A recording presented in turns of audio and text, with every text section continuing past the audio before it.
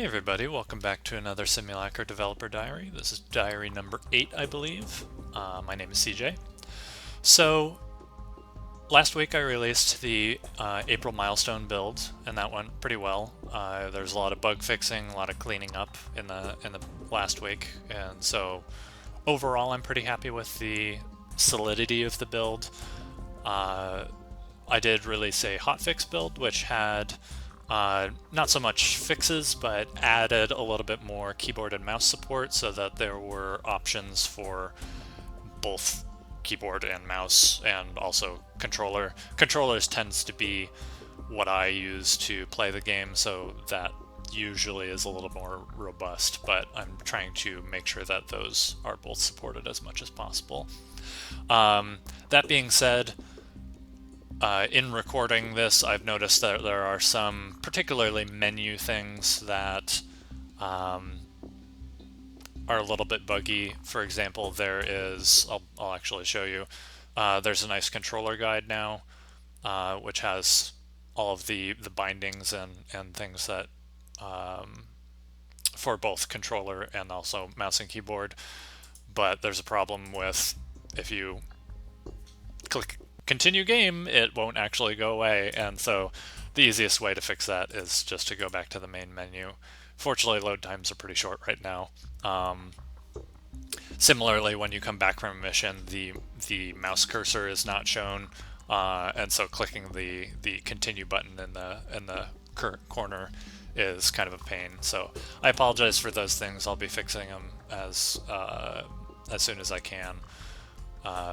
But so that clearly shows to me that even though I've been playing the game quite regularly and fixing a lot of the problems with the gameplay systems and the kind of the overall flow, that clearly I need to play a little bit more in terms of the natural progression of the game. So you may notice that the game looks a bit different. I've been playing around with the field of view settings for the camera, and I'm honestly pretty happy with the way that it looks right now. I really like that it has a little bit more of a graphical, kind of a stylized look to it. Previously it was at a field of view setting of about 90, which is kind of a standard for first-person shooter games. It's got a good balance of kind of 3D depth, but does tend to distort your view around the edges, and so I like this. I think I lowered it to like 60 or 65. It kind of flattens out the space a little bit more, and really the idea there was to give you, the player, a good sense of space around your player character, so that you could respond to incoming enemies in time, that you're not getting like shot from off screen, that kind of thing, and really have a kind of a good sense of space when you're moving around, and also that there's a good correlation in terms of it's less of an issue with mouse and keyboard, but when you're playing with the controller, sometimes with the kind of the distortion of the camera when you're angling at to fire at particular angles, it can get a little bit of a weird disconnect depending on the angle of the view and everything like that. So if you have any thoughts or feedback on it, definitely let me know.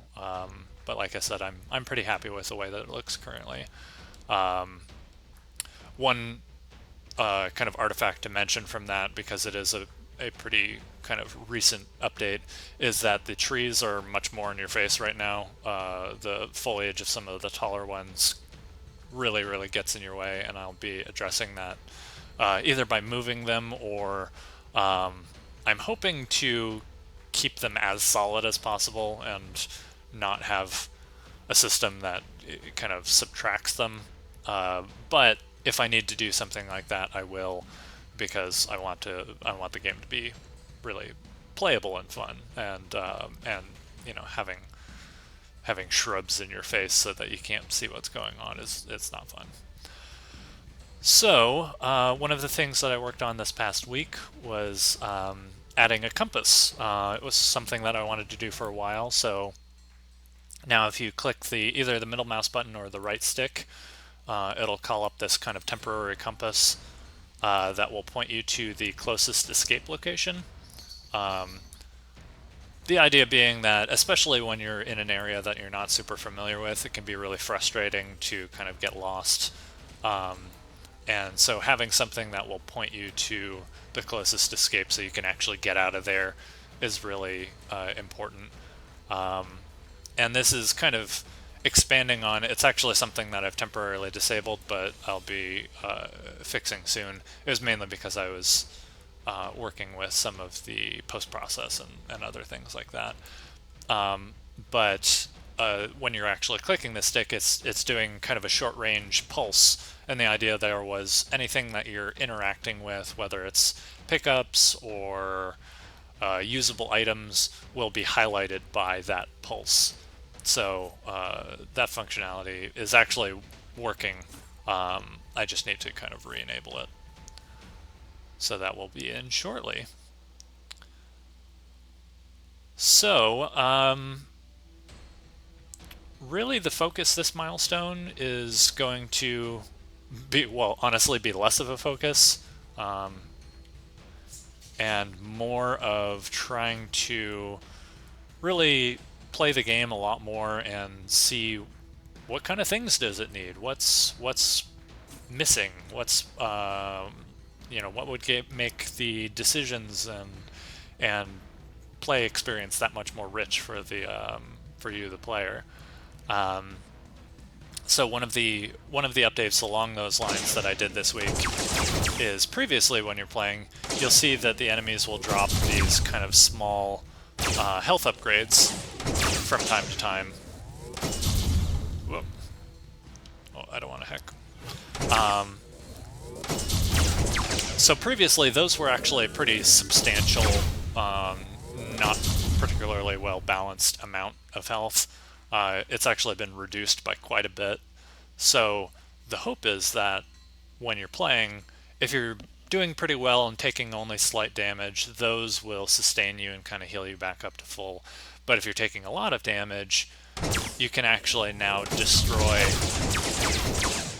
these larger machines and get a sizable health update, or not update, kind of a boost.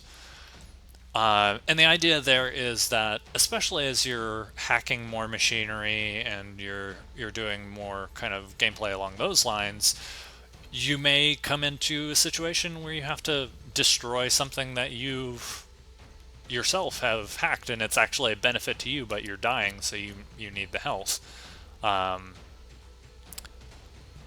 And so that's not super duper well implemented, but that's the basic idea of and kind of the thrust of where that idea is going currently.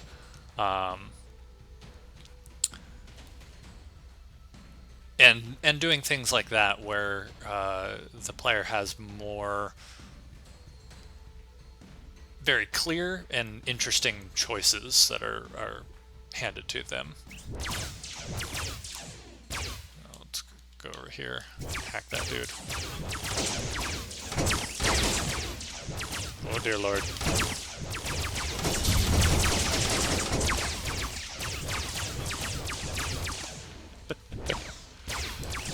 You can also see that the turrets are firing quite a bit faster now.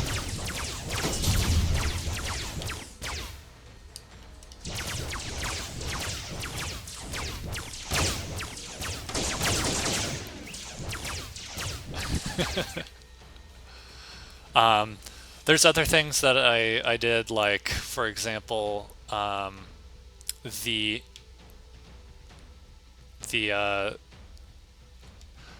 I'm blanking on some of the terminology I've been using. This kind of phantom character previously was actually using the same collision as your normal player would, so could run, would only run up to and then be blocked by these shields, for example. But now, when you're in this hacking state, you can actually run through pretty much anything that you can hack, which makes the movement a lot more fluid and gets you to your options a lot faster. Plus, it gives you the option of doing things like previously the only way to bring down these shields was to hack the power nodes. So by doing this to bring down the shield. But now that you can actually access the shield itself, ideally you're going to be able to kind of do whatever strikes your own play style, so that you're able to go in. Maybe you want to bring down the shields temporarily or reconfigure them in some way. Bring them down and then destroy one of the pylons or something. So really the idea, this milestone is doing as many of those kind of simple tweaks to the gameplay system so that there's more richness and nuance to your own decisions. And as with everything, I don't know if these are going to be particularly fun. I need to play with them more. I need to work with them more, and make sure that they're accomplishing what they kind of set out to do. And along those lines, I won't go into it too deeply now, because I don't want to drag on too long. But I am going to be looking overall at the kind of the design philosophy for the base building. More of this milestone, and seeing if I can find something that I want to, or not that I want to, that I think is compelling. Previously, I had an idea that I really liked, but as I started to try to implement it, it was frankly just too complicated. I don't think it was coming across to the player.